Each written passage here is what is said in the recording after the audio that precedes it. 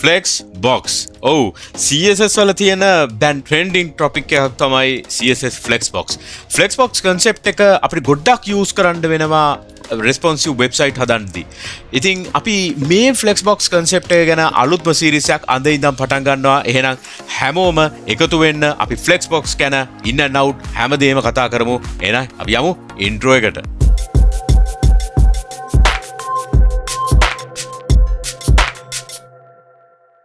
Ivan කියලා මගේ Frontend යාළුවෝ හැමෝම මම පිළිගන්නවා මේ MCodes Frontend YouTube channel එක. ඔබ channel එකට අලුත් නම් subscribe කරලා bell notification එක ඔබලා MCodes family එකත් එක්ක එකතු වෙන්න. හරි. අද ඉඳන් අපි පටන් ගන්නවා අලුත්ම series එක Flexbox ගැන කතා කරන්න. ඔව් මේක trending වෙච්ච topic එකක් කියලා මම වීඩියෝ එක පටන් ගද්දිම කිව්වා. ඔව් ඇයි කියලා කියනවා නම් මේක මෙච්චර trending වුණේ floats වල තියෙන එක එක ප්‍රශ්න නිසා. අපි වීඩියෝ එකක් ගෙනාවා floats සම්බන්ධව. ඔයගලන්ට බලන්න පුළුවන් මම කරපු floats වීඩියෝ එකක් මේ channel එකේම. ඉතින් මේ floats වල තිබ්බ සෑහෙන ප්‍රශ්න. ඉතින් float left right කරාම ඒකේ parent වෙන ප්‍රශ්න එතකොට ඒවා fix කරන්න clear fix කියලා වෙනම CSS එකක් අපිට ගේන්න වෙනවා. ඉතින් මේ හැම ප්‍රශ්නයක්ම නිසාම Flexbox වලට අධික ඉල්ලුමක් ආවා. ඉතින් මේ Flexbox ගොඩක් වෙලාවට ඩිෆෙක්ට් වෙන්න පුළුවන් හරි විදිහට පාවිච්චි කරේ නැත්නම්.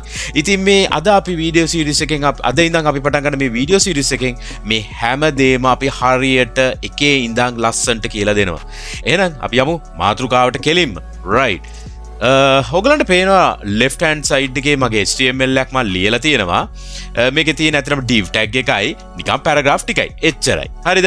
ඊට පස්සේ මේක තමයි output එක. මේ විදිහට output එකක් ආව හේතුව මම කියන්නම්. මේ හැම එකටම 1 2 3 4 කියලා class ගෙනලා තියෙනවා. මේ හැම 1 2 3 4 එකටම මම දුන්නා colors ටිකක්. හරිද? ඒතර මේ colors ටික තමයි මෙතන පේන්නේ. ඊට පස්සේ මම මේ paragraph ටික මේ class ටික ඔක්කොමටම එක CSS rule එකක් ලිව්වා width එක 50ක් වෙන්න, height එක 50ක් වෙන්න, text align center වෙන්න, font size එක 36ක් වෙලා, color එක white වෙන්න කියලා. ඒතර මේ විදියට වැඩේ ආවා. හරිද? ඊට පස්සේ global select එකක් ලිව්වා margin 0, padding 0, font family එක Arial කියලා. මේකේ කිසිම අලුත් දෙයක් නැහැ. මේකේ ඔක්කොම තියෙන්නේ normal CSS ටික.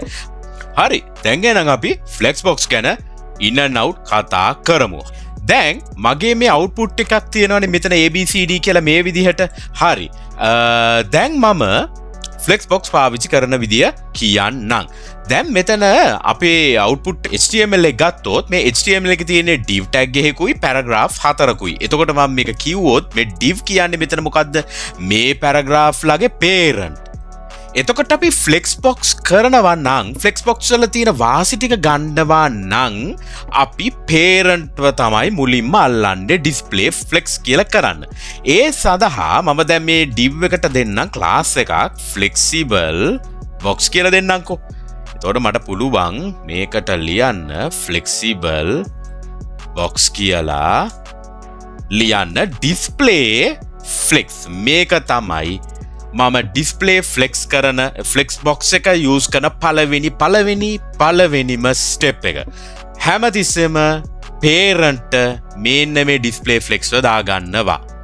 ඒක කරන් පස්සේ බලන්න මෙතන වෙනදී. දැන් හරි. මුලින්ම මම මේ Flexbox flex කියන එක මේ display flex එක ගලවලා මුලින්ම මම මෙතන width එකක් දුන්නනේ. මේ දෙන්න මම පොඩ්ඩක් ගලවන්නම්කෝ. ඔයගලන්ට පෙන්නන්න කොහොමද output එක පේන්නේ කියලා. මෙහෙමනේ පේන්නේ. හරි. ඇයි එහෙම පේන්නේ? මේ div එකේ තියෙන මේවා ඔක්කොම block level elements. මම width එකක් දුන්නේ මේකට අර ලස්සනට අර මේ Flexbox එක තේරුම් කරන්න. මොකද දැන් අපි display block කරපු එක display inline කරන්නත් අපිට display property එක use කරේ.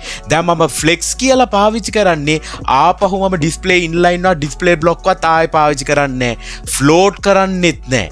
ඒ සඳහා තමයි මම මේ display flex පාවිච්චි කරන්න යන්නේ. ඒ නිසා තමයි මම බය නැතුව width එකක් එහෙම දෙන්නේ. දැන් width එක 50යි height එක 50යි කියලා දීලා save කරන් පස්සේ දැන් ඔයගොල්ලෝ බලන්න පුළුවන් මෙහෙම පේනවා. දැන් මම flexible box එකට දෙන්නම් display flex කියලා save කරලා මම මේක run කරන්න. ඔන්න බලන්න මම මේක run කරනවා. run කරපු ගමන් මොකද උනේ? මේ ඔක්කොම block level element ටික ආපහු හැදුනා inline ගොඩකට. inline element එකක් විදියට හැදුනා. හැදුනා විතරක් නෙමෙයි එයා parent ඇලුනා. ඒක තමයි මුලින්ම වුනේ. හරි. මේක තමයි හොඳට මතක තියාගන්න ඕනේ display flex වල දින පළවෙනි දේ. parent දුන්නොත් flex කියලා display flex කියලා එයා ගාව එයා යට තියෙන ඔක්කොම child element ටික ඒ parent ඇලෙනවා. අන්න ඒක තමයි මේකේ වෙන පළවෙනි දේ. හරි. දැන් මම මේ Flexbox වල තියෙන පළවෙනි කතාව ගැන කියන්න. පළවෙනි කතාව තමයි මෙන්න මේකේ මම ලියනවා justify content. justify content එකේ මම flex start කියලා දැම්මොත් flex start හරි නොයි පළවෙනි එක ඒ විදිහටම තියෙනවා. කිසි වෙනසක් නැහැ. දැන් ඒක තමයි flex start කියන්නේ. දැන් මම flex end කියලා දැම්මොත් මොකද වෙන්නේ? එයා ඇලෙනවා එහා පැත්තට. දැන් මම මේක resize කරොත් කිසිම වෙනසක් නැහැ. මේක මේ fluid layout එකට කියාපු කෝඩ් මේ. හරිද? අපි responsive කරන්න ඉන්නවා නම් site මේ විදිහට තමයි ඒවා කරන්නේ. හරි. දැන් මේ flex end ඊළඟට justify content center කියලා දැම්මොත් මොකද වෙන්නේ? center කරාම සම්පූර්ණ page එකේ හරි මැද මේක display කරනවා. බලන්න. center කරාම වෙනදී. මේ තමයි justify content. content justify කරගන්න. කොහෙටද මේක යන්නේ? flex start එකටද? flex end එකටද? නැත්නම් මැද්දටද? හරි. ඊළඟට තව එකක් තියෙනවා. space around. මේක දාපුවම මොකද වෙන්නේ? අපි බලමු output එක. හරි. මොකද්ද මේ සිද්ධ වුනේ? space around. එතකොට මේක දිහා බලපුවාම අපිට පේන දෙයක් තමයි මෙන්න ඉන්න මම මේක මාක් කරන මේකේ මේ දුරෙන් හරි භාගයක් සහ මේ දෙන්න අතර තියෙන ඉඩ සමානයි. මේ දෙන්නගෙන් භාගයයි මේ ඉඩයි. ඒ විදිහටම මේ දෙන්නගේ භාගයකුයි මේ ඉඩයි. මේ ඉඩයි සමානයි. දැන් මම මේක resize කරොත් ඔයගොල්ලන්ට පේයි ඒ විදිහට තමයි මේක හදාගන්න කියලා. දැන් මේ ඉඩ ගත්තාමත් ඒ වගේමයි. දැන් මේ දෙන්නගෙන් හරි භාගයක් තමයි මේ දෙන්නගෙත් size එක වෙන්නේ. එතකොට මේ දෙන්න සමානයි. ඒ වගේම තමයි මේ දෙන්නගෙත් හරි භාගයක් මේකයි මේකයි. ඒක තමයි space around කියන්නේ. space around කියන්නේ හරියටම ඒ concept එක. මේ දෙන්නගෙන් හරි භාගයයි මේකයි. හරි. ඊළඟට space between මේක දාලා මම refresh කරන්න. දැන් මොකක්ද වුනේ? space between එකේ වෙන්නේ අර ඔක්කොම ABCD ටික හරි විදිහට spaces බෙදාගෙන display කරගන්නවා. ඕක තමයි space between කියන්නේ. ඊළඟට space evenly. මෙන්න මේක අපි refresh කරමු. දැන් මොකද්ද වුනේ? space evenly කිව්වහම browser එකයි content එකයි අතරයි ඔක්කොම width ටික සමානයි. දැන් බැලුවොත් මේකයි මේවයි මේ ඔක්කොම සමානයි. මේවා ඔක්කොම සමානයි. හරි? මේ හැමදේම සමානයි. ඒවා වෙන්නේ ඒ වගේ space evenly කියලා කිව්වොත් තමයි.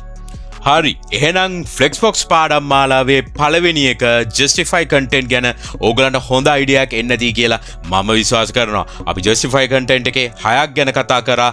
මේ 6ම එක වගේ වැදගත්. flex start, flex end, center කරන එක, ඊට පස්සේ space evenly, space around, space between ඔය ಜಾති 6 ගැන. එහෙනම් මේ වීඩියෝ එක ඔයගොල්ලෝ ගොඩක් දේවල් දැනගන්න ඇති කියලා මම විශ්වාස කරනවා justify content ගැන. ඒ වගේම Flexbox එකේ තියෙන අනිත් properties ගැනත්, අනිත් CSS rules ගැනත් මම ඉදිරියට ගේනවා. මේ දිගටම continuation එකක් විදියට යනවා මේ Flexbox series එක. එහෙනම් මොනවා හරි ඔයගොල්ලන්ට මේ සම්බන්ධව ප්‍රශ්න තියෙනවා නම් අහන්න, කමෙන්ට් එකක් දාන්න. මම අනිවාර්යෙන් ඔයගොල්ලෝ හැමෝටම උත්තර දෙනවා. එහෙනම් හැමෝටම ජය වේවා. cheers අපි ගියා.